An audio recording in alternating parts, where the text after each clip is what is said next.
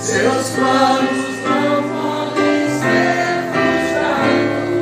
Não, não, não. Minha esperança está nas mãos de Deus.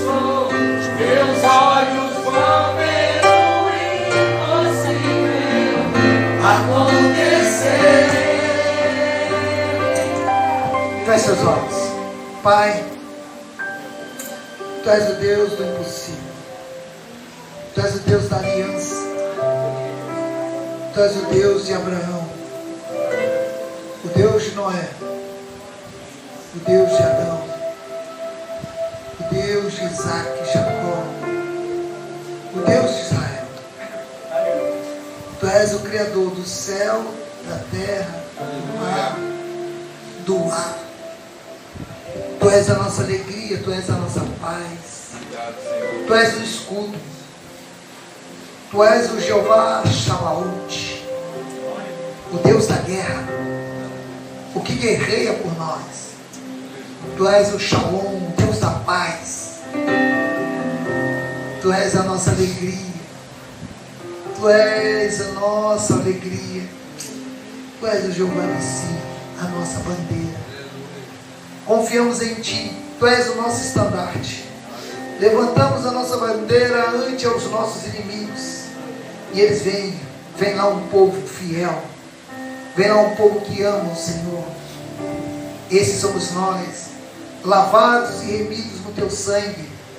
Estamos aqui nessa noite, na dependência do Teu Espírito, pedindo, Senhor, qual o propósito que o Senhor tem para esta igreja? Qual o propósito que o Senhor tem para a vida desses meus irmãos? Eu te peço, ó Deus, que o Senhor nessa noite possa falar aos nossos corações.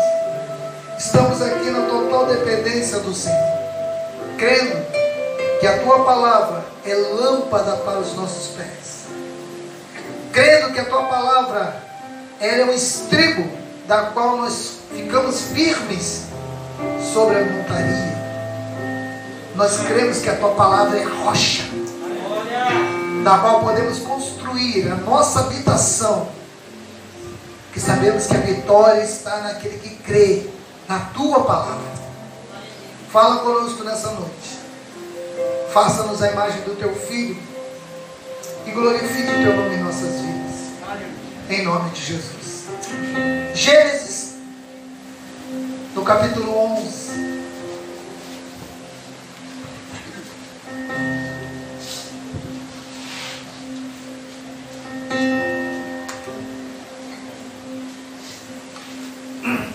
Hoje, eu quero fazer um paralelo.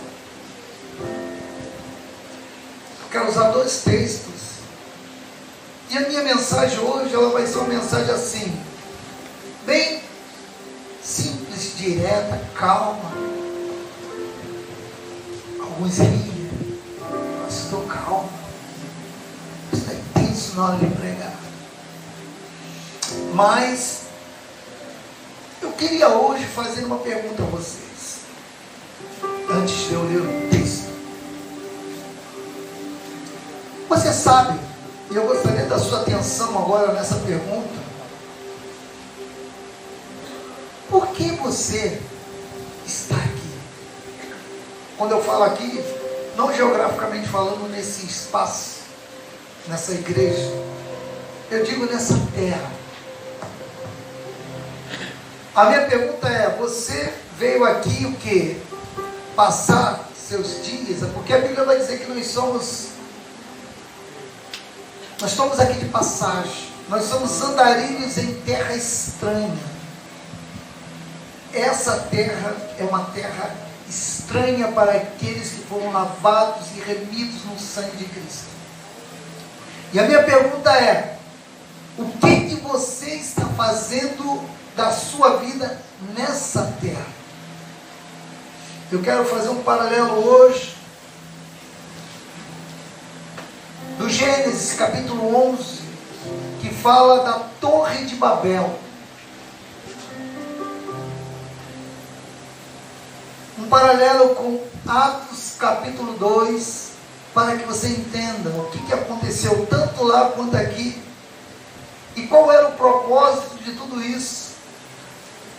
De Deus, não o propósito dos homens.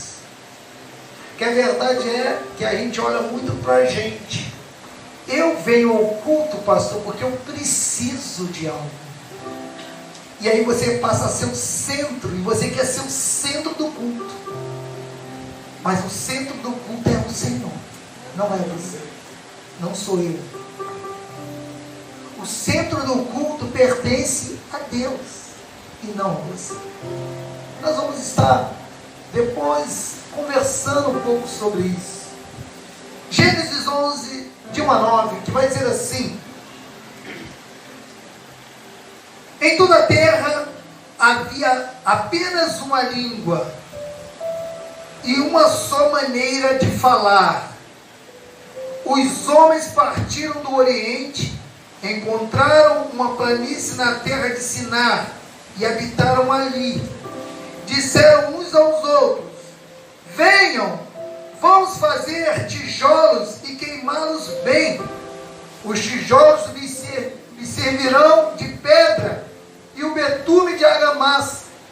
Disseram: venham, vamos construir uma cidade e uma torre cujo topo chega até os céus, e tornemos célebres o nosso nome, para que não sejamos espalhados por toda a terra.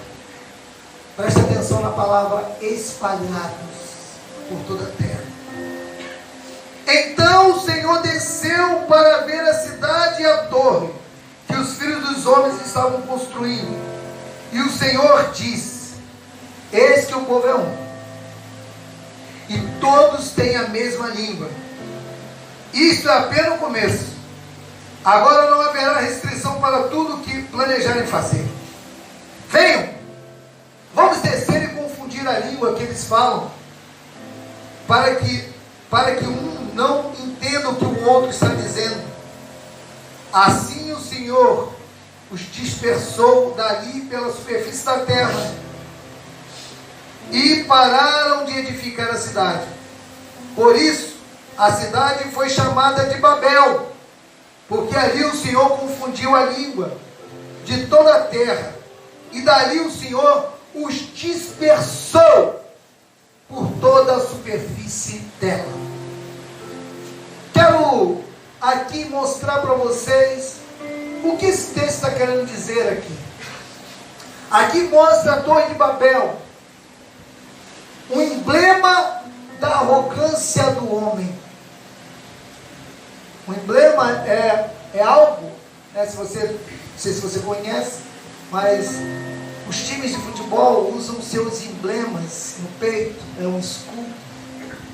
Aquilo ali fala algo sobre o time de futebol.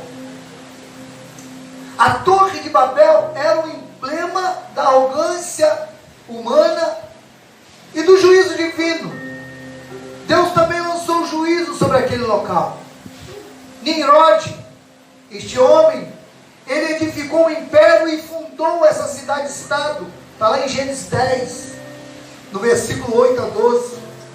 Essa geração ímpia queriam tornar o seu nome célebre, como está aqui no texto, e inverter o propósito de Deus, que era de repovoar a terra.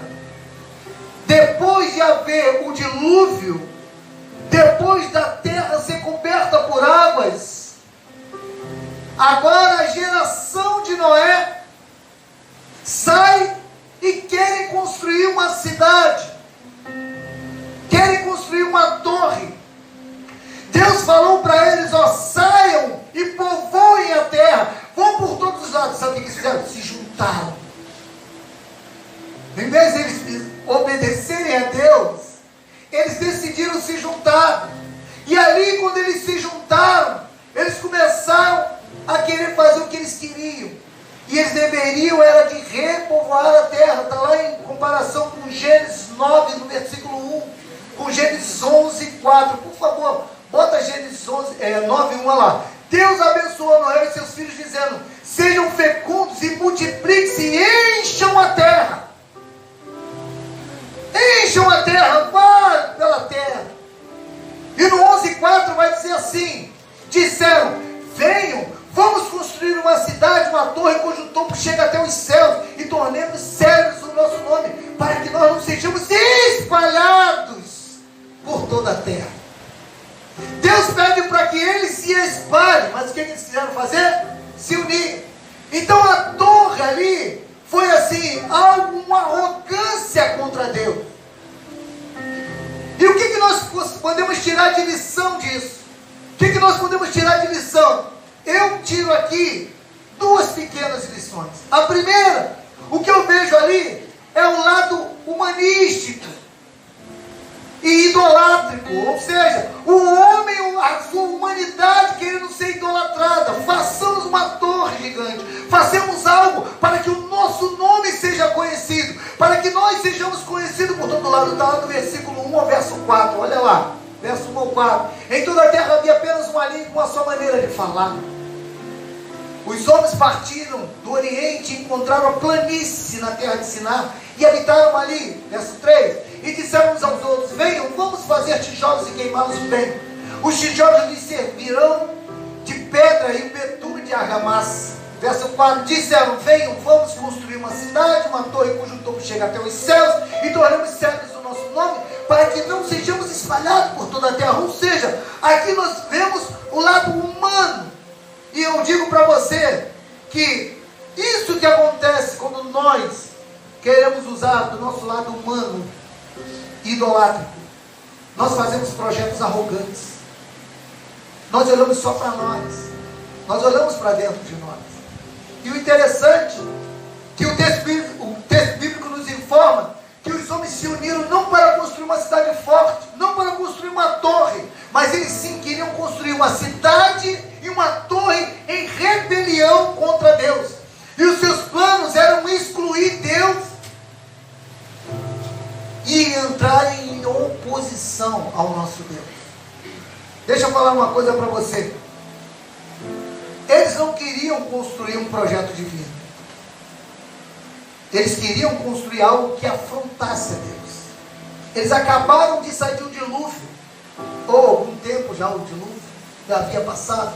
A história no meio deles já havia dito, olha, houve um dilúvio. Então vamos fazer o seguinte, vamos fazer uma torre bem alta, porque se vier essa chuva de novo, se vier essa água toda, nós estamos lá no topo. E eles construíram essa torre a deuses.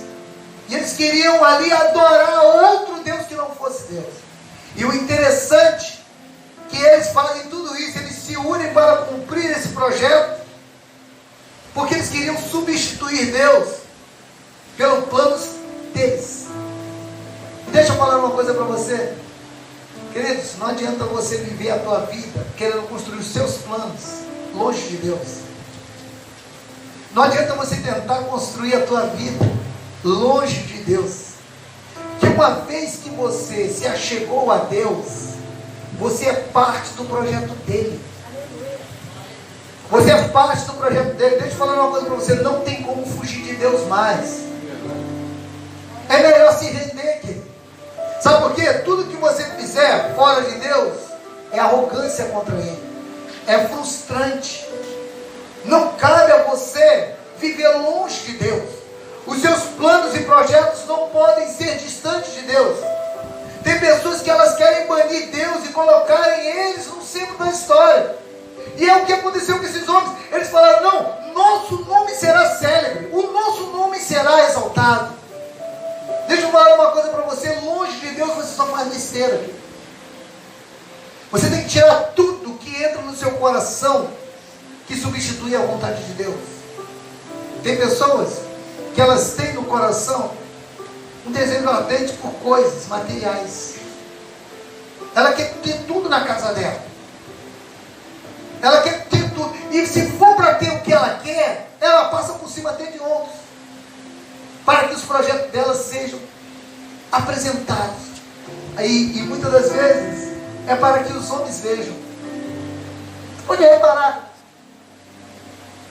uma mulher normalmente ela não se veste para o marido, já dizia alguns pastores.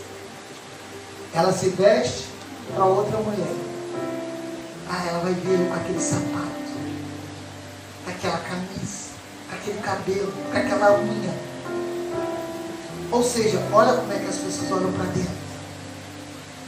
Elas querem construir algo para que outros vejam. Foi esses homens.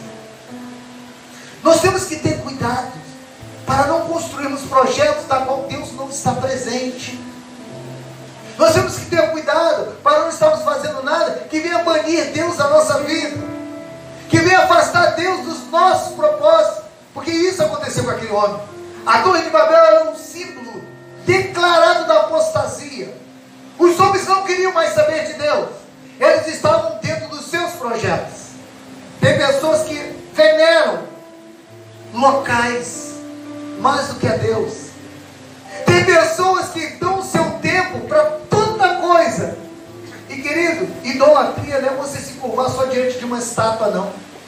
Idolatria não é você se curvar diante de algo visível e material. Idolatria é tudo aquilo que ocupa o lugar de Deus no seu coração. Tudo que você tem no seu coração que substitui Deus. Quer ver?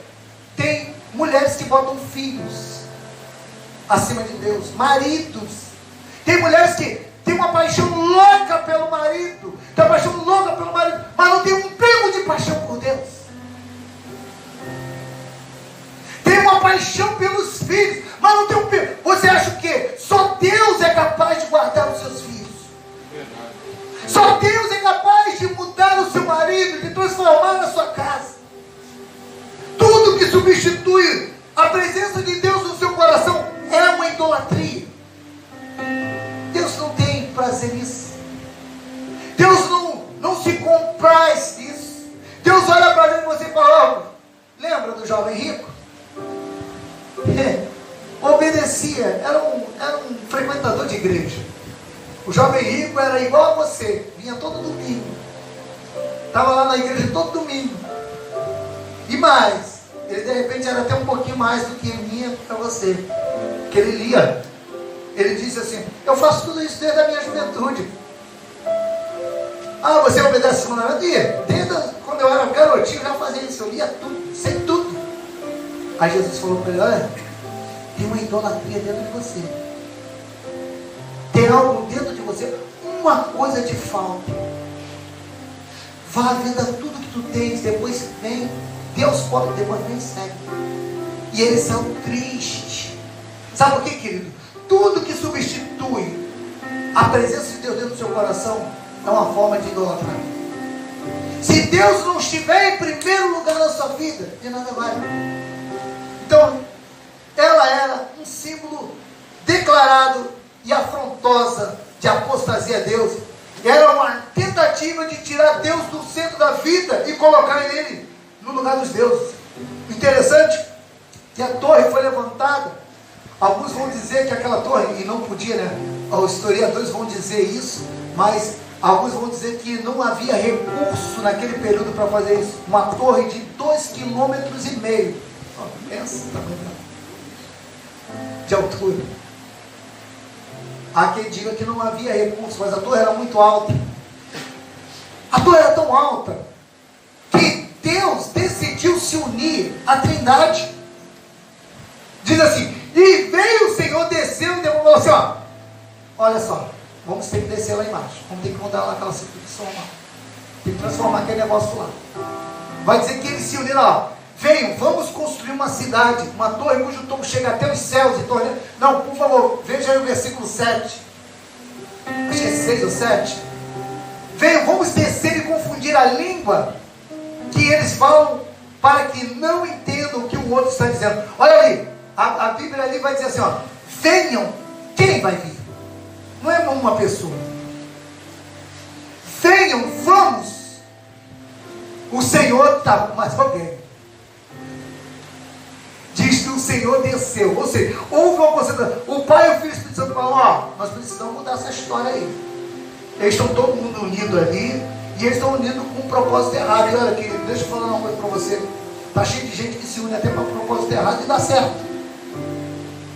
Tem pessoas que falam assim: pastor, eu fiquei sabendo que fulano de tal tal, Beltrano se uniram, fizeram um negócio lá, uma aberração, mas e eu estou dando certo, está crescendo, está chegando. Quem disse que isso é sinônimo de vitória, ou sinônimo de que está com Deus? Por isso que Deus falou aqui, olha, ele agora não vai ter como parar eles não. Eles estão unidos, num único propósito. Eles vão chegar onde eles querem. Vamos fazer o seguinte, vamos confundir a língua deles. E a Bíblia vai dizer que eles falavam todos uma mesma linguagem. E quando se fala a mesma linguagem, tudo dá certo, né? No futebol, quando um jogador está entendendo o outro, ele vai, toca ali de lado, já sabe o outro está ali, estão falando, não, nós estamos falando a mesma língua, cruza, pega aqui, né? As mulheres, quando uma está bem com a outra, olha, não vamos fazer assim, vamos fazer isso, estamos falando a mesma língua, vai funcionando, vai funcionando. Mas o interessante é que aqui, o Senhor mostrou que eles estavam reunidos para pior. Porque Deus havia dado uma ordem para que eles pudessem espalhar e se multiplicar na terra.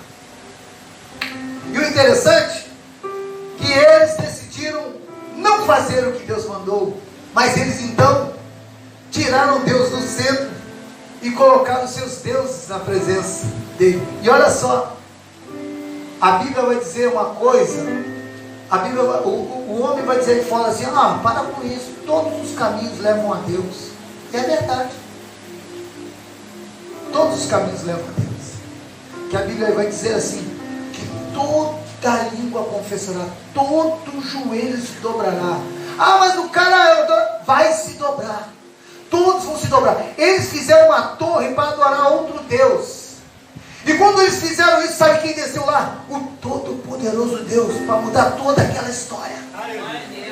Ou seja, todo o caminho vai levar. Não adianta fugir de Deus. Se você for para qualquer outra, pastor, hoje eu não sou mais cristão, agora eu quero ser outra religião. Tu pode até ser, mas você vai se prostrar diante do Todo-Poderoso Deus.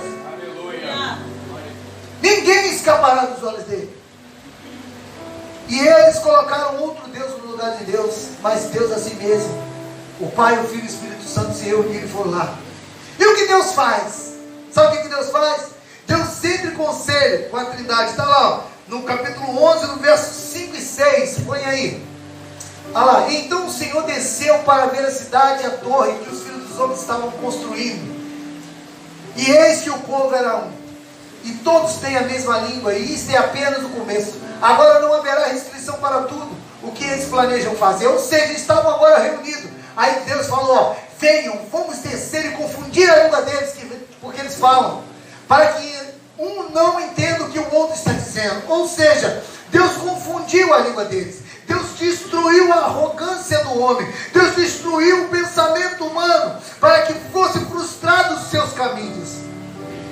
E Deus exerceu o juízo, primeiro, na forma de confundir a língua do homem. E eu agora quero fazer esse paralelo. Deus confunde a língua de um lado, para que eles pudessem se espalhar. Porque o medo deles era o quê? Para que nós não venhamos nos espalhar pela terra. Mas a vontade de Deus era o quê? Que todos se espalhassem pela terra. E agora, eu quero fazer um paralelo. Que Deus uniu as línguas com outro propósito. O propósito de fazer uma igreja vencedora. Uma igreja poderosa.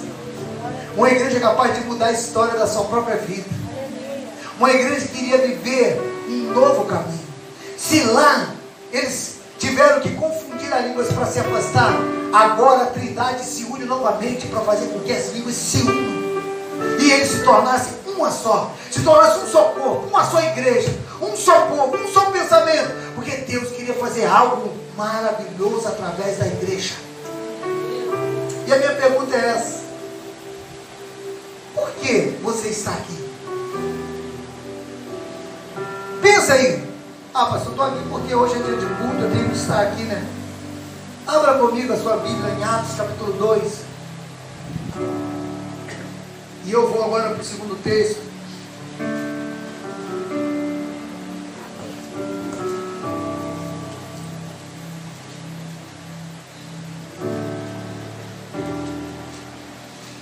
Atos 2, versículo 1 em diante. Ao cumprir-se o dia de Pentecostes, estavam todos reunidos no mesmo lugar. Deixa alguém fazer já um paralelo aqui. Olha só. Lá havia cumprido-se O dilúvio. Depois do dilúvio, eles estavam todos reunidos em um lugar. E eles pensaram o quê? Vamos fazer aquilo que está no nosso coração. Agora, estão todos depois de uma festa de Pentecostes reunidos em um local, porque eles deveriam de obedecer a voz de Deus. Deus falou, ficai em Jerusalém até que todos sejais isso, revestidos de poder. Então olha só, ao cumprir-se o dia de Pentecostes, estavam todos reunidos no mesmo lugar.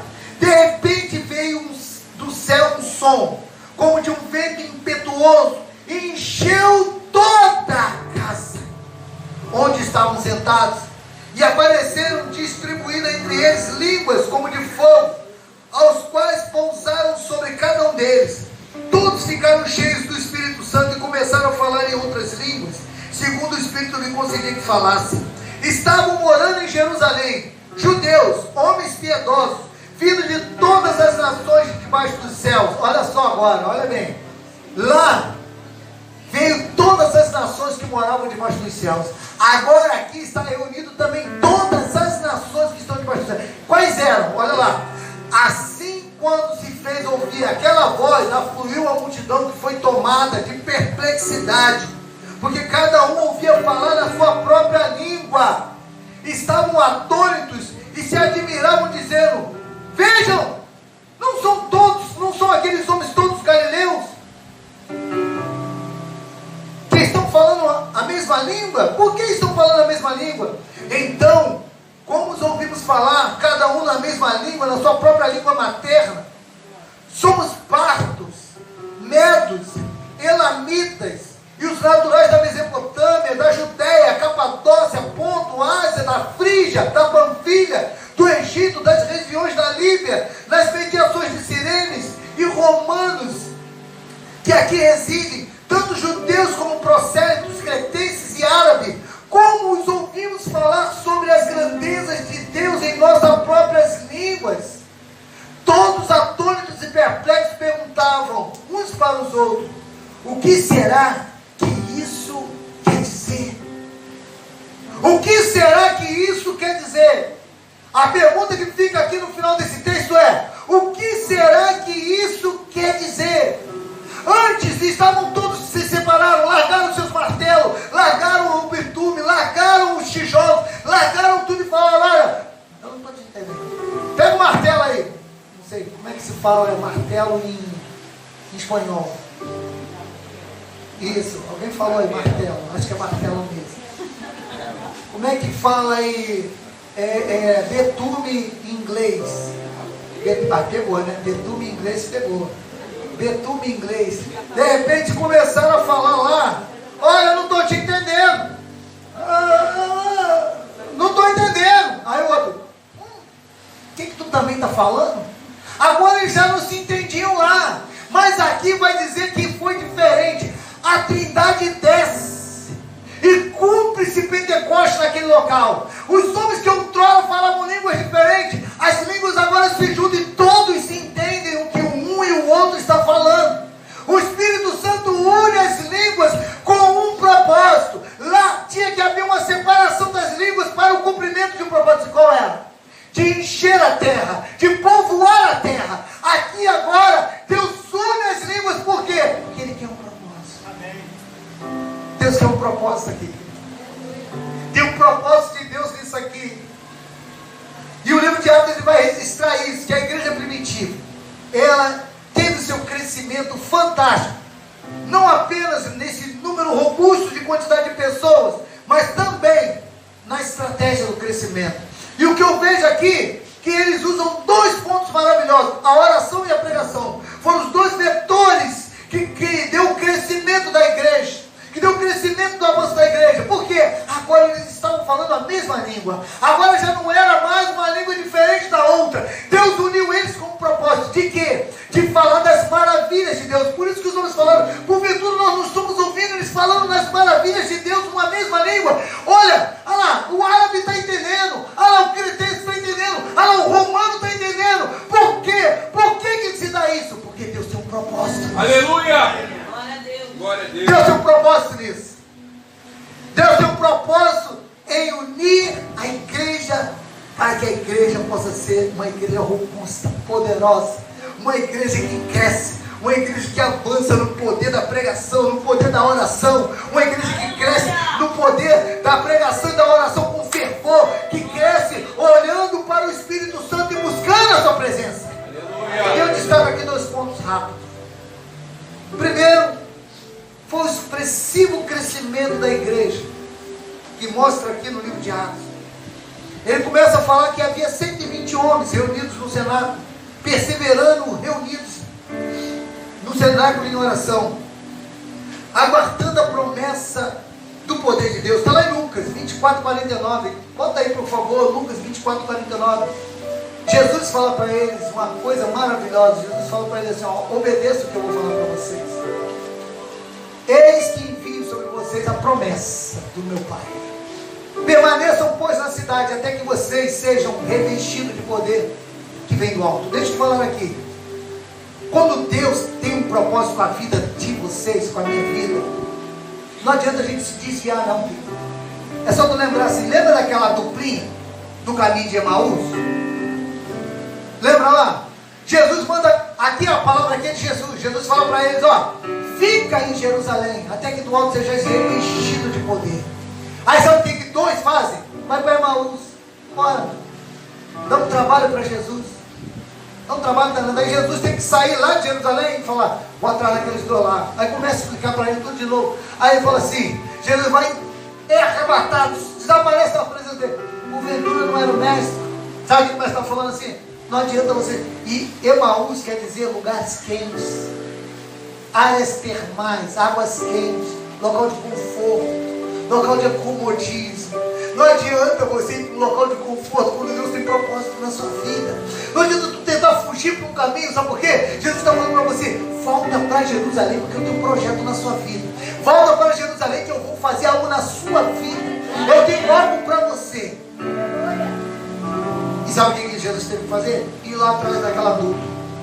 Chegou lá, falou para eles acerca da própria morte dele. Porventura não estava escrito que o Salvador iria passar por tudo isso? Aí vai dizer que eles falam, porventura não nos aquecia o coração quando ele nos falava acerca da palavra?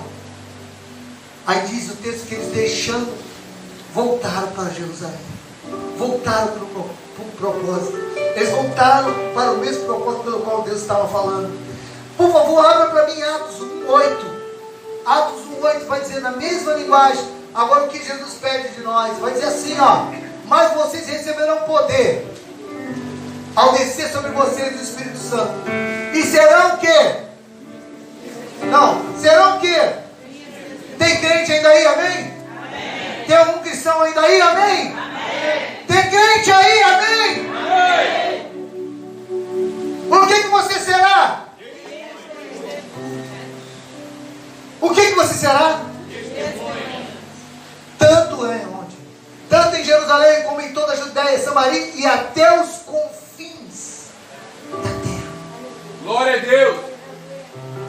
Quando Deus tem propósito na vida do cristão, querido, ele não pode viver uma vida fria, em águas quentes, acomodado, achando assim, eu vou para a igreja e vou para a minha casa. Deus tem um propósito contigo. Deus está falando para você ouvir as grandezas de Deus, que Ele quer fazer de você uma pessoa que vai ser testemunha dEle. Tu será testemunha de Deus. Tu será testemunha do Senhor. Põe aí no versículo 14 agora para mim, por favor. Olha lá, todos estes perseveravam unânimes em oração, com as mulheres, com Maria, mãe de Jesus, e com os irmãos dele. Ou seja, todos estavam ali agora, aguardando aquele momento. Bota para desenrolar esse mistério aí. Sabe por quê? Eu estou aguardando esse momento. Aleluia. Em que o Espírito Santo vai pegar você. Aleluia. E vai te levar para o propósito dele. Glória a Deus. Oh, você não está cansado? Deixa eu te falar. Alguns meses atrás eu falei hoje pela manhã para a igreja. Eu já não consigo dormir. Alguns meses eu já não consigo dormir. Eu olho para essa igreja e eu sou levantado todas as madrugadas. Eu sou levantado por um espírito que me incomoda. Irmãos, seria muito fácil para mim todo domingo vir aqui vocês. olhar aqui para irmãos que eu conheço e vejo todos os dias. Mas eu sou levado pelo Espírito Santo. E minha esposa fica assim. Tá. Eu falei, tá lá na sala. Eu fico muito incomodado com uma igreja que não testemunha, que não mostra aquilo que foi chamado. Irmãos, eu poderia vir aqui todo domingo fazer uma pregação água com açúcar para vocês e falar assim: Jesus te abençoe, Jesus vai abrir as portas para vocês. Mas se eu fizer isso, eu vou estar negando o meu chamado. O Espírito Santo me provoca nas madrugadas. Eu penso no rostinho de cada um de vocês. Eu boto a vida de vocês diante de Deus, fico pensando assim: Deus, quando o Senhor vai despertar? E eu pela manhã eu falava aqui que eu estava muito triste com a igreja, de ver pessoas que vêm aqui, vão embora, mas não tem uma vida piedosa. Porque a gente sofre com dois tipos de pensamentos: a numerofobia e a numerolatria. A numerolatria é você venerar os números. O pastor está querendo números, o pastor está querendo encher a igreja. E a numerofobia é você falar assim: tá bom, pastor, calma. Você disse, não, a igreja está boa. Não precisa de número, não. Vou falar uma coisa para você. Se o nosso propósito de vir aqui nesse local é só para um cumprimento, então acabou. Que Deus te abençoe e vá para a tua casa. Irmãos, nós temos a oportunidade de mudar o mundo. Nós temos a oportunidade de transformar essa nação. Nós temos a oportunidade de transformar a vida daquele teu amigo que ainda não é cristão, do seu parente que ainda não aceitou a Jesus, da sua mãe, do seu pai, do seu marido, do seu filho. Deus chama você para você não fugir dos números, para que você se aproxime. Deus hoje quer derramar o Espírito dele sobre a tua vida, para que você seja testemunha. Aleluia. E o interessante que depois do derramamento do Espírito Santo, sabe o que aconteceu? Depois daquele momento, tinha só 120. Como aqui, sei lá, quantos tem aqui hoje? Tinha 120. Quando terminou, que o Espírito Santo desceu, que a glória se manifestou, e eles perguntaram assim: olha, o que vem a ser isso? E a resposta foi: Pedro chegou e começou a pregar. Uma pregação cristocêntrica, toda voltada em Cristo. Ele começa a falar: olha, aquele Jesus que vocês crucificaram, aquele que vocês deixaram Pôncio Pilatos julgar, fazer isso, fazer aquilo, olha, eu quero dizer que Ele é o Cristo e Senhor. Ele morreu pelos nossos pecados, Ele morreu por você, Ele morreu por mim. E ele começou a testemunhar lá, Pedro testemunhando. E Pedro começa a testemunhar no meio daquela multidão. E olha, querido, depois de 120 que estavam reunidos, foram agregados só naquela dia, só naquela pregação de Pedro, 3.000 almas de uma única vez. Aleluia! Olha lá. Então, os que aceitaram a palavra de Pedro foram batizados, havendo um acréscimo naquele dia, de quase 3.000 pessoas. Glória a Deus. Sabe por quê? Porque o poder do Espírito estava na vida de Pedro. Glória a Deus. Pedro outrora negou Jesus. Pedro outrora cortou a orelha de mal. Pedro outrora foi chamado de Satanás. Para trás de mim, Satanás. Você cogita as coisas dessa mundo.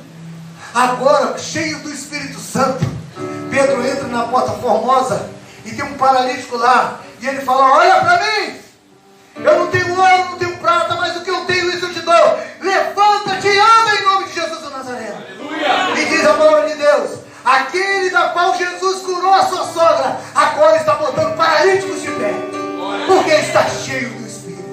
Aleluia. Ei, tem crente ainda aí, amém? Aleluia. Deixa eu falar uma coisa para você. É necessário que você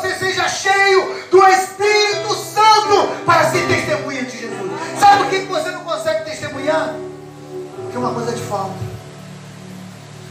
Te falta o Espírito Santo. Sabe o que muito crente tem dificuldade de testemunhar acerca de Jesus? Que te falta o Espírito Santo. Está na hora de voltar para Jerusalém. Ei, eu estou louco para ver uma igreja vibrante, uma igreja que busca o perdido, uma igreja que ama aqueles que estão aflitos, precisando de uma palavra amiga, precisando de uma palavra de Cristo, precisando de uma palavra que se o levante do buraco, que tire ele daquele estado caído. Mas para isso você precisa ser cheio do Espírito.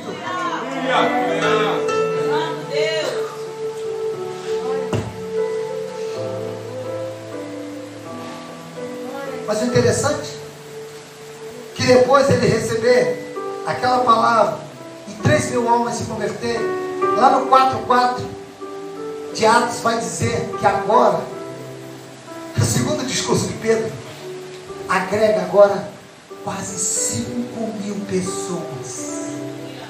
Olha lá, 4:4, por favor, põe aí, Gabriel. Interessante que ele vai dizer isso. Atos 4:4, porém muitos dos que ouviram a palavra creram, agora subindo o número desses homens a quase 5.000 almas. Aleluia. Uma pessoa cheia do Espírito Santo, querido, quando abre a boca, não tem nenhuma barreira. Você quer converter seu marido? Tu quer converter seu vizinho? Tu quer orar para que pessoas sejam convertidas? Você precisa ser cheio do Espírito. Não adianta, vida vazia não preenche ninguém. Vida vazia não transporta ninguém. Pessoas vazias não conseguem transbordar na vida de pessoas. É necessário ser cheio do Espírito. É necessário ser cheio da glória de Deus. Pastor, qual o caminho? Olha só, hoje nós tivemos aqui 5:30 oração. Eu vou repetir o que eu falei pela manhã. Eu sou de uma época que a gente chegava 30 minutos antes na igreja. Sentava na igreja, pegava a Bíblia e ia ler antes de começar o louvor.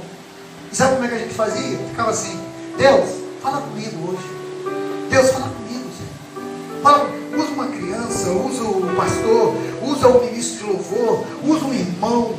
E a igreja era uma igreja fervorosa. As pessoas entravam na igreja, já vinha ligado, tu tinha até medo daqueles irmãos que vinham olhando dentro dos seus olhos. Falava, vai entregar alguma coisa. Você queria sentir a presença de Deus. Hoje, o pessoal chega atrasado. Hoje, tanto faz. Eu falava para as mulheres hoje pela manhã aqui, falta de reverência. Tem alguém orando, o outro está assim, andando dentro da igreja. Ei, ele está falando com Deus. Tá, mas eu não tenho. Não, peraí, eu tenho que pegar água.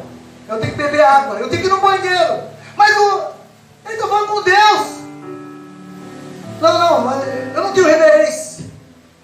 E perderam o amor e a reverência. Por quê? Está faltando o Espírito. Ei, deixa eu falar uma coisa para você. Um crente vazio é igual um pão sem miolo. Quando tu amassa é só farelo. Mas um crente cheio do Espírito, ele agrega pessoas para o reino de Deus.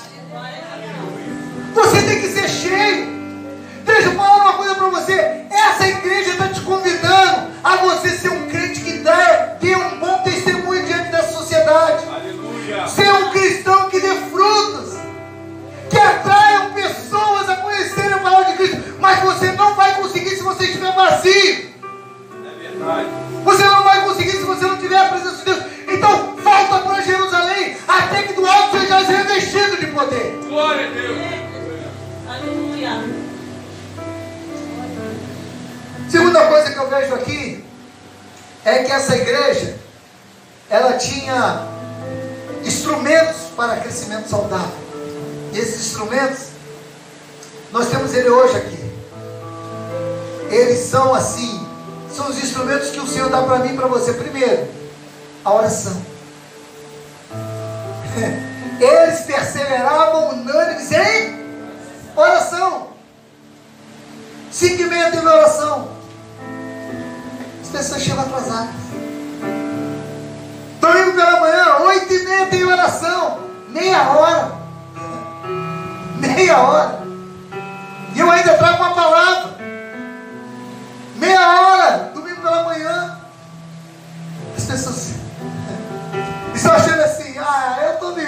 Eu sou cristão, pastor. Eu sou cristão. O que te falta ainda? Te falta o poder do Espírito. Te falta o calor que aquece nossa alma. O calor que nos empurra para a presença dele e diz assim: olha, eu estou rendido. Eu não tenho mais projeto. O meu projeto de construir Babel, coisas que muitas das vezes impedem de Deus agir na minha vida, eu não quero mais. Eu estou totalmente rendido. Por quê? Porque outrora a língua foi espalhada, mas agora o Senhor uniu a língua e eu quero seguir essa palavra. Eu quero seguir esse negócio. Eu quero ver a unção de Deus agir na minha vida, para que vidas sejam transformadas.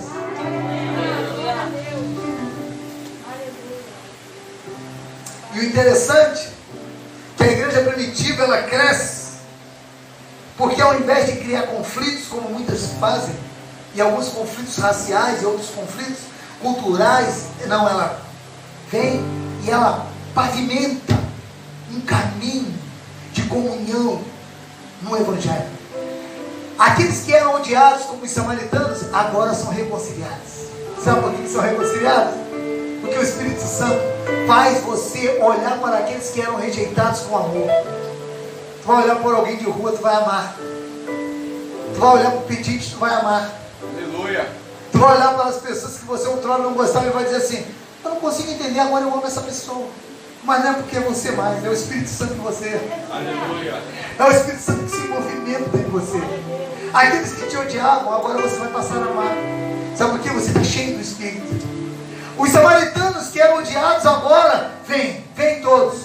Por quê? Porque agora nós amamos a todos. E os gentios que eram separados, eram dados como impuros, agora não. Agora nós queremos os gentios também, porque cheios do Espírito, nós queremos amar pessoas.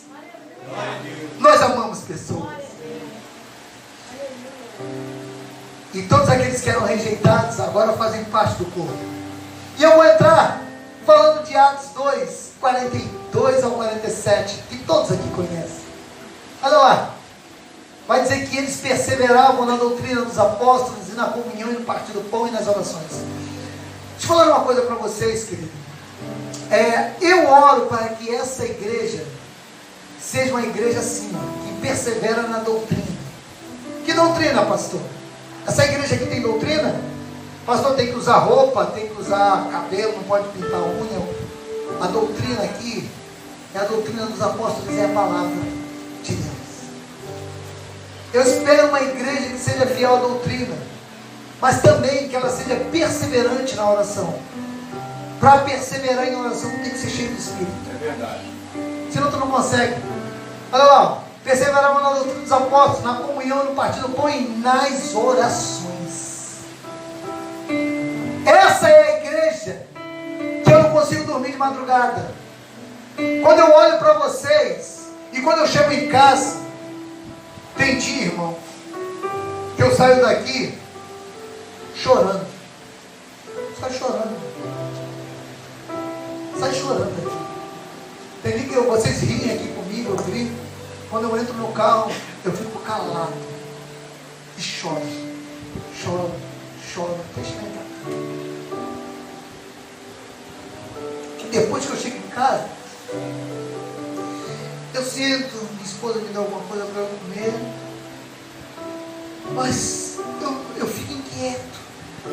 Uma coisa fica mexendo em mim, sabe por quê? Porque parece que a igreja não está funcionando como deveria de funcionar. A igreja não testemunha, não é testemunha fiel, sabe por quê? A igreja está fria. Eles gostam do ambiente do culto, mas eles não dão testemunho para ninguém. Eles não levam Cristo a ninguém. Eles não têm prazer em levar aquilo que eu acho, que eles acham que é bom para a vida deles, levar para a vida de outros. Você não intercede mais. A esperança acabou, pastor. Eu não consigo perseverar na oração. Aí, culto das mulheres. Onde estavam o restante das mulheres dessa igreja? Comunhão. Perseverar na comunhão. Perseverar no partir do pão. O que é o partir do pão? É estarmos juntos, é comermos juntos, é olharmos uns para os outros, é rirmos juntos, é falarmos como é que está a sua vida. posso te ajudar em oração, eu posso te ajudar de alguma maneira. De repente tem gente aqui que não tem nem o que comer em casa, então está na hora da gente ter comunhão para ajudar uns aos outros. Aleluia. Glória a Deus. Está na hora da gente ter comunhão, estarmos juntos uns com os outros, para ver a dificuldade do nosso irmão e falar: eu estou aqui, meu irmão, aqui eu estou de mão estendida, vamos lá. Vamos lá. Isso é estar junto. E isso me incomoda demais, querido. Isso me incomoda demais. Todos os que creram estavam juntos e tinham tudo em comum. Verso 43, olha lá. Eles tinham tudo em comum. Em cada alma havia temor. Queridos, uma igreja sem temor é um fiasco. Uma igreja sem temor é um fiasco. Sabe o que é temor? É você respeitar a Deus. E eu falei aqui pela manhã, sabe o que você... Eu não sei aqui, a minha família toda era envolvida no espiritismo, a minha família. Minha família toda. E olha, eu via lá em casa tinha um barraquinho de Satanás. Tinha uma casinhola lá. Tinha aquela casinholinha lá. E eu me lembro muito bem, meu avô, minha avó, meu tio, eles chegavam diante daquela imagenzinha, virava de costas, jogava sal, jogava pipoca. Eu parava a mão para comer as pipocas. Ele parava a mão. Minha avó falando: tu só vai para a rua depois do banho de pipoca. Tá bom. Parando minha mãozinha assim. Quando tacava a pipoca, comia tudo. Não pode comer a pipoca, eu vou ficar sem comer, eu estou com fome. Mas eu lembro da reverência. Eu lembro da forma que minha avó tratava aquilo. Lavava os utensílios lá para botar. Aí minha avó arrumava aquilo. Chegava lá, acendia a vela, arrumava tudo bonitinho. Fazia o sinal da cruz, dava passo de costa, de lado. Hoje, tu dentro da igreja, você está mastigando, está comendo. Está olhando para a direita, para a esquerda. Na hora da ministração, o louvor é para quem? É para você ou é para Deus? Ah, o louvor é para Deus, pastor. Então por que você não canta? Porque falta o Espírito. E a reverência que minha avó me mostrava naquilo, quando eu me converti, eu falei: eu vou passar isso tudo para o Senhor. Aí a pessoa está orando aqui, o outro está assim, para um lado para o outro. Querido, vamos parar. Alguém está falando do Espírito Santo. E eu falei aqui, Apocalipse capítulo 8 vai dizer que os céus ficam em silêncio quando os santos levantam a voz em oração. Os céus ficam em silêncio. Aí os anjos recolhem as suas orações e levam a presença de Deus. Pensa nisso. Você orando, o céu em silêncio, um anjo recolhendo as suas orações e levando para Deus. Olha que coisa linda, querido. Glória a Deus. Deus soberano. Isso é só para aqueles que creem. Quem crê, diga amém. Amém. Eu espero que você creia, porque eu também creio. E até os demônios creem e estremecem. Queridos, estavam todos juntos ali, ó. E toda alma havia temor. Muitos prodígios e sinais eram feitos por meio dos apóstolos. Sabe o que a gente vê hoje? Uma igreja vazia. Tem gente que não acredita mais no poder da oração. Pastor, sabe por que eu não fui à igreja? Estou passando mal. Ué, antigamente eu passava mal, o pessoal ia para a igreja. Não era? Antigamente era assim: estou passando mal, eu vou para a igreja para receber uma oração. Hoje não. Mas tu sabe por que eu não fui à igreja? Estou passando mal. Ué, mudou tudo. Olha lá, olha o que acontecia, porque havia temor. Quando há temor, há muitos prodígios e sinais feitos pela mão dos apóstolos, por aqueles que foram chamados, pela tua vida, pela minha vida. Quando eu e você estamos em Deus, querido, deixa eu falar uma coisa para você. Você, quando busca a Deus, sinais e prodígios se manifestam através da sua vida. Poucos creem, porque você perdeu uma boa oportunidade de dar glória a Deus. Entendeu? Porque eu ainda creio no poder da oração. Eu ainda creio em milagres. Eu ainda creio no poder das mãos que se levantam, dos joelhos que se dobram. Eu ainda creio no poder que sai das mãos dos santos. Eu ainda creio que a palavra de Deus ela não pode mentir, que a oração da fé salvará o doente. se tivesse cometido pecado, seriam perdoados. Eu creio ainda nesse negócio. Eu creio que o Senhor pode curar. Ainda creio nisso. Ainda creio nesse negócio. E a Bíblia vai dizer que havia um profundo senso da presença de Deus entre eles, ao ponto de em cada alma haver temor. Cada alma havia temor. Naquela igreja, o poder de Deus não era apenas um artigo de fé. Na verdade, ali havia experimentos diários do poder de Deus. Deus se manifestava todos os dias no meio daquela igreja. Aleluia. Essa é a igreja que eu oro. Eu oro por você, ser assim. Amém. Eu oro por você. Amém? Amém? Amém? Eu oro por você ser assim. Eu oro por você ser cheio do Espírito. Glória a Deus. Eu oro por você ser uma voz no meio dos seus. Eu oro para que você seja uma boca profética para a sua família. Eu oro para que você seja uma boca profética para os seus filhos. Eu oro para que você seja uma boca profética para os seus familiares. Para que pessoas vejam em você e falem: olha, aqui tem um homem de luz, aqui tem uma mulher de luz, aqui tem uma mulher que é sal, aqui tem uma mulher que tempera a minha vida. Eu oro por isso. Eu oro por isso. E o interessante que todos estavam juntos. E ali havia esse senso. Era uma igreja que não era, vivia somente com um artigo de fé, mas ela vivia o poder diário do poder de Deus. Estar na casa de Deus não era um peso. Hoje, estar na casa de Deus é um peso. Naquela época, estar na casa de Deus não era um peso, não. Eles estavam todos os dias na casa de Deus. A Bíblia vai dizer que eles estavam unânimes, estavam na casa de Deus. Olha lá o versículo 46. Olha lá. Diariamente, diga diariamente. Diariamente perseveravam unânimes no tempo. Era todo dia, eles estavam na igreja. Tá doido, pastor? Tá ficando maluco? Como é que é esse negócio, pastor? Como é que esse negócio tá todo dia na igreja? Eu não trabalho não, não estudo não. E minha família, pastor? Como é que é esse negócio? Querido, eu fiz um cálculo, um jovem ali, na casa dele, que estou fazendo casa de paz. Eu fiz um cálculo de quantas horas semanais você tem. 168 horas semanais. Se você fosse dar o dízimo dessas horas, seriam quantas? 16 horas e 80 minutos? Então 17 horas, né? 17 horas. 17 horas e 20 minutos. Você deveria dar o seu dízimo. 168 horas. Nós temos aqui 2 cultos na semana. 2. Um quinta-feira e outro no domingo. Vamos falar 3. Mas, resumidamente, eu vou botar muito. Os 3 cultos se resumem em 6 horas de culto. Vou botar 2 horas para cada culto. São 6 horas semanais. Mas chega aqui, tu olha para o relógio, tu quer saber que hora vai acabar o culto. Tu está louco para ir embora. Você está recebendo de Deus, mas você está pensando lá fora.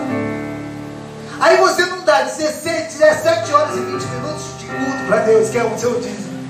Mas em 6 horas de culto semanal, você ainda falta, chega atrasado, vem a hora que quer, vem o dia que quer. Está faltando o Espírito Santo na tua vida.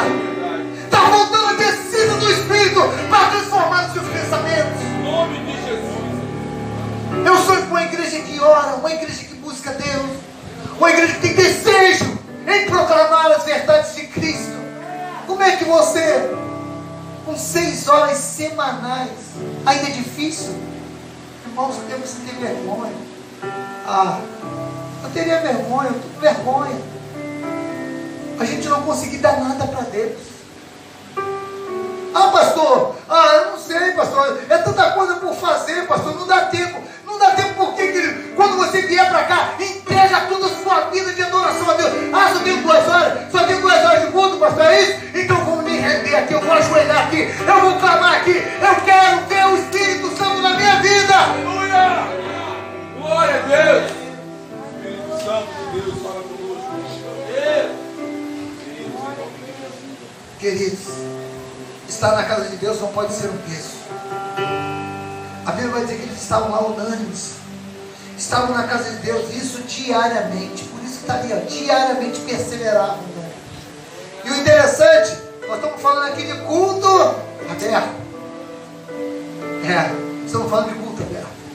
E o interessante é que o louvor sempre, Israel, o louvor agradava a Deus. O louvor era agradável a Deus. A vida dos crentes impactavam até os de fora. A minha pergunta é: a tua vida cria impacto em alguém lá fora?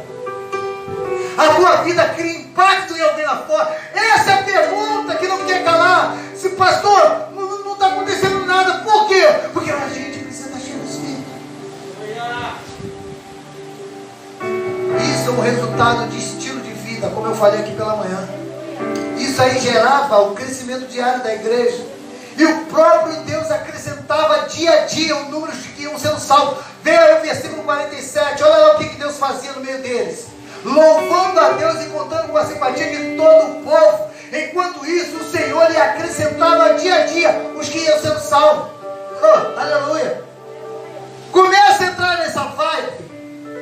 E você vai ver. Daqui a pouco seu marido está aqui. Aleluia. Seu filho está aqui. Daqui a pouco sua esposa está aqui, sua mãe está aqui, seu pai está aqui, sua tia está aqui. Daqui a pouco seu primo está aqui.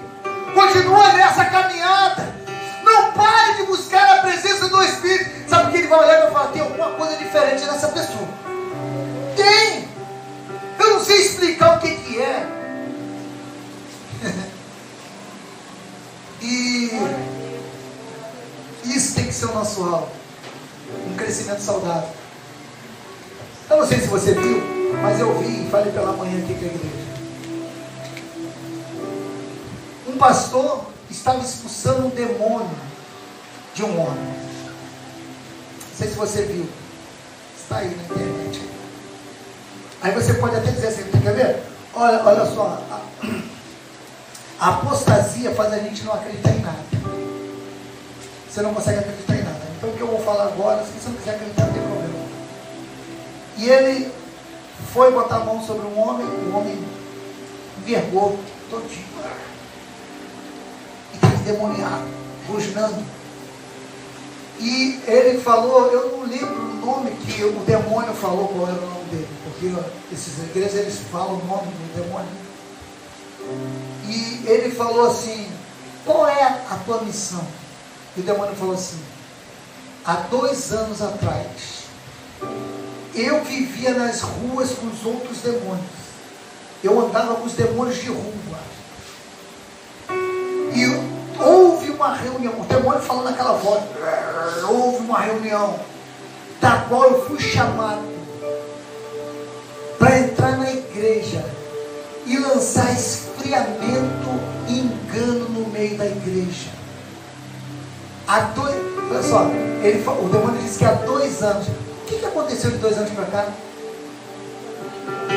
Será que a pandemia não lançou esse caminho de tanta gente?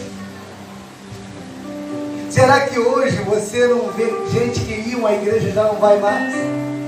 E o interessante é que o demônio dizia assim, eu outrora estava nas ruas, eu andava com tranca-ruas, eu andava com outros demônios, mas foi-me dada essa autoridade para que eu lance esfriamento nas pessoas dentro da igreja.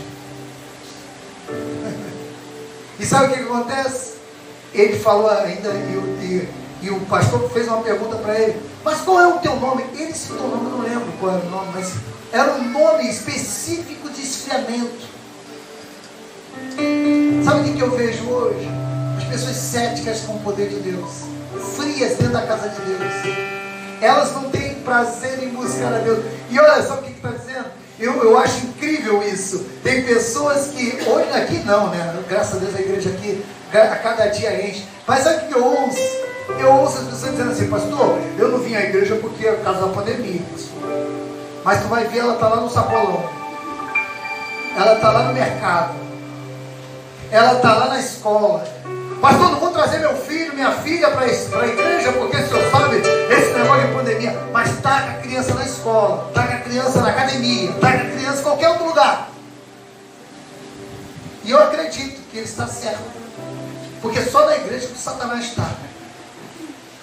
Que a Bíblia vai dizer que quando os filhos de Deus se reuniam, o filho de Satanás também se reuniu também. Lá em Jó.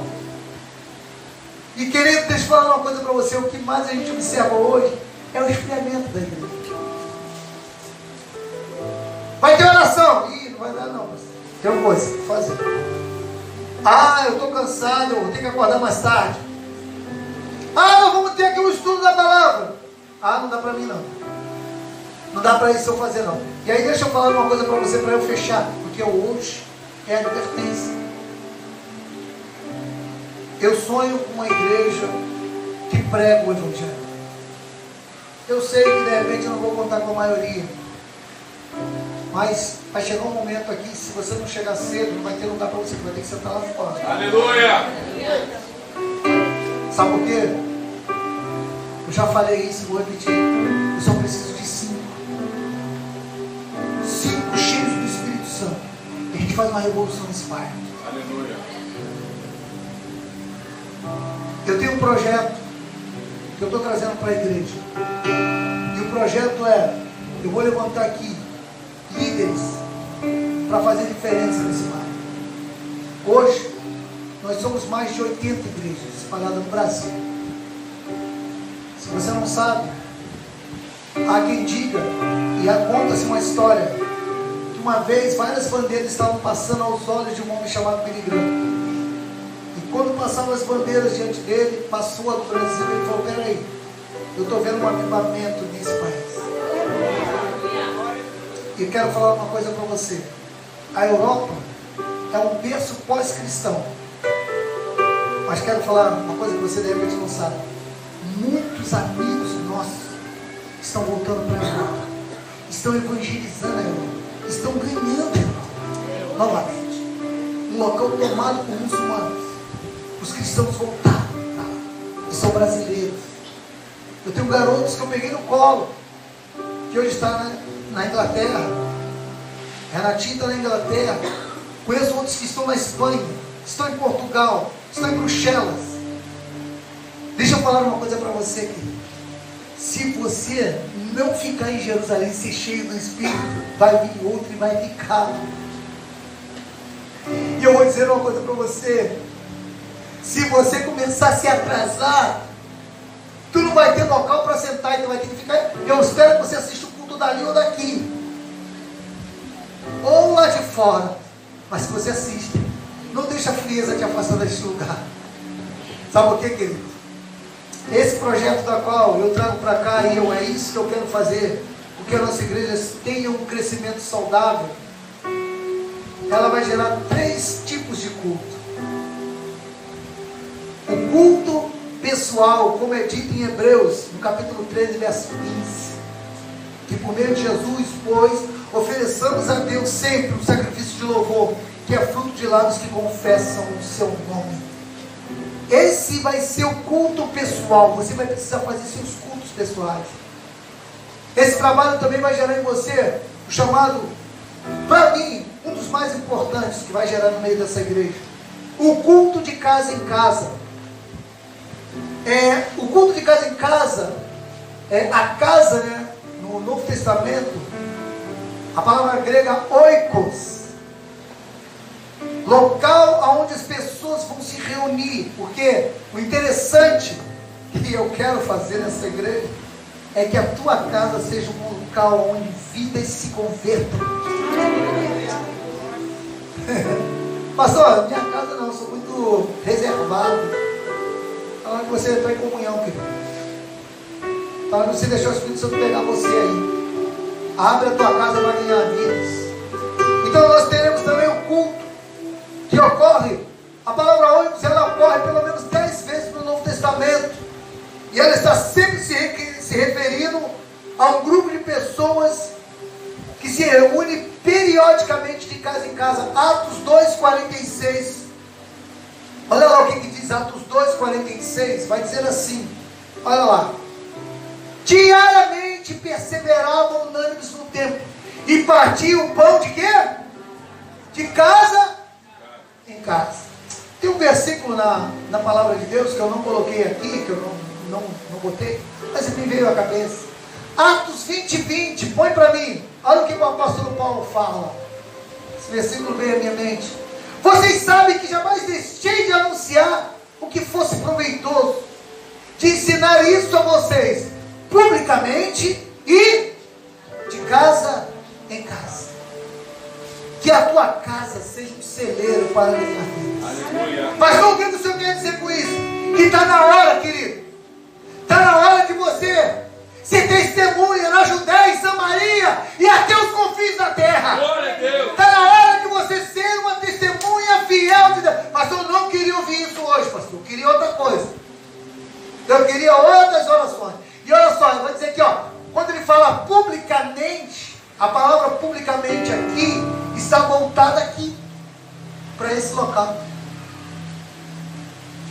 Palavra pública era onde o povo se reunia. Então ele falava publicamente. E depois ele saía, entrava aqui na casa do vizinho e falava: agora eu vou te ensinar algumas coisas.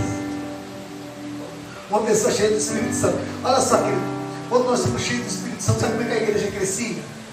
A igreja via Estevão sendo apedrejado e morrendo.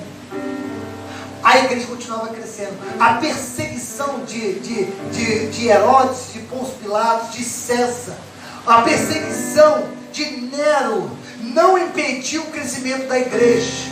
Que eu falo, e depois que eles viram Estevão sendo apedrejado, aquele algoz da igreja, o carrasco da igreja, Paulo, agora se curva diante da igreja, e eles estão andando, eles estão pregando. Ei, fiquei sabendo que Paulo se converteu. O quê? Aquele que mandou matar esse ele se converteu. Mas como que é isso? Como é que aconteceu isso? É o poder do Espírito Santo.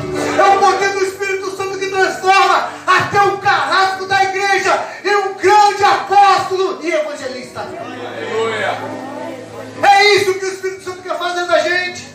É isso que o Espírito Santo quer fazer de mim e de você. E além do culto pessoal, do culto de casa em casa, nós precisaremos se reunir no templo.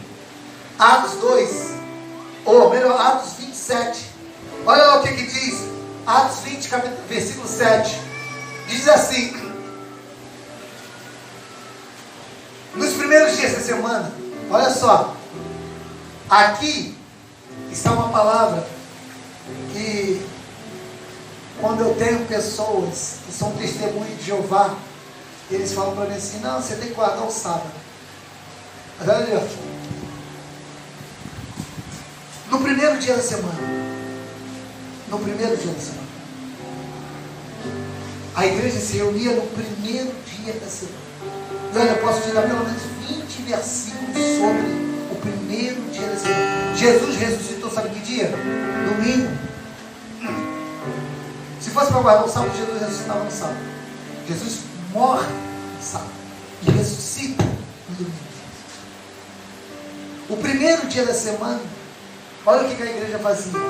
Nos reuníamos a fim de partir o pão. Paulo pretendia viajar. No dia seguinte falava aos irmãos e prolongou a mensagem até a meia-noite. Sabe o que aconteceu aqui? Paulo estava numa casa. Ele começou a comer pão com os irmãos e começou um discurso. E Paulo pregou 12 horas. E sabe o que aconteceu? Tinha um menino sentado na janela assistindo Paulo, Eutico. Sabe o que aconteceu? Caiu. Eutico bateu com a cabeça. Morreu. E Paulo se prolongou muito falando sobre aquilo. O menino morto. E todo mundo falando: ah, o menino morreu, o menino morreu. E Paulo falou: cá, o Espírito Santo está aqui. Sinais e prodígios vão acontecer nesse lugar. Aleluia. Não, fique tranquilo. O discurso será longo, mas eu tenho certeza que esse menino vai ressuscitar. E sabe o que aconteceu? Diz o texto que Paulo desceu. Foi lá no terceiro andar caiu o menino. Paulo vai lá e abraça o menino. Olha lá, Paulo desceu, inclinou-se sobre ele e o abraçando disse: não fica alvoroçado, pois ele está vivo. Glória a Deus, glória a Jesus. Para quem está cheio do Espírito, até quem está morto vive, querido. Para quem está cheio do Espírito Santo, até quem está morto vai vir a vida. Glória a Deus, aleluia. E vai dizer que Paulo entrega o jovem vivo. Lá, olha lá o versículo 11. Continua, por favor. E subindo de novo, Paulo partiu o pão e comeu. E lhes falou ainda muito tempo até o amanhecer. E assim partiu. Então conduziram vivo o rapaz e sentiram-se grandemente confortados. Ou seja, todo mundo já estava, olha, está morto. E Paulo falou, está morto para os incrédulos, mas para quem está cheio do Espírito Santo, ele vai vir à vida. Queridos, quando estamos cheios do Espírito, a diferença de uma pessoa cheia do Espírito é isso. Eu ouvi uma vez um velho pregador, eu acho que ele até morreu agora, morreu esses dias, João Henrique Palharim, né? Ele acho que morreu. Ele teve Covid, não morreu? Não? Morreu não? Fiquei sabendo que tinha morrido. Ele dizia assim, né? Sabe qual é a diferença do pecador e do cristão? É porque o cristão, ele não tem medo da morte. E o pecador, ele não tem medo do pecado. O cristão tem medo do pecado, porque o pecado gera a morte. Mas como o cristão não anda segundo o curso do mundo, e nem segundo os pecados, ele não tem medo da morte. Porque a morte para o cristão não é um ponto final. A morte para o cristão é uma vírgula. A vida dele continua na presença de Deus. Então, meu querido, deixa eu falar uma coisa para você. O discurso de Paulo mostra que um cristão cheio do Espírito, ele não vê a morte como o homem comum vê. E eu espero que essa igreja, a igreja que eu sonho, que eu acho que Deus também sonha, porque é impossível Deus não amar uma igreja que dê frutos, Lucas. Uma igreja que ama dar frutos. Uma igreja que ama estar na presença de Deus. Ver pessoas, olha, é tão lindo você olhar para uma pessoa que você orou por ela, você intercedeu por ela e fala assim, aí pastor, esse aí eu estava orando na casa dele ontem, e hoje ele está aí, pastor, vai descer as águas. E aí ele falou, glória a Deus, ele vai descer as águas. E olha, o primeiro abraço que ele vai dar é em você. Porque você, cheio do Espírito, foi o caminho, foi a pessoa que se apresentou a ele o caminho. Você não é o caminho, mas cheio do Espírito, tu é capaz de apresentar o caminho às pessoas. Porque Jesus, ele disse, eu sou o caminho, a verdade e a vida. E ninguém vem ao Pai, senão por mim. Se hoje temos alguém aqui que está longe do caminho e distante do propósito, Deus está te chamando e está falando, eu tenho um propósito na tua vida. E eu quero finalizar dizendo sobre um ponto muito importante. O que você está fazendo aqui?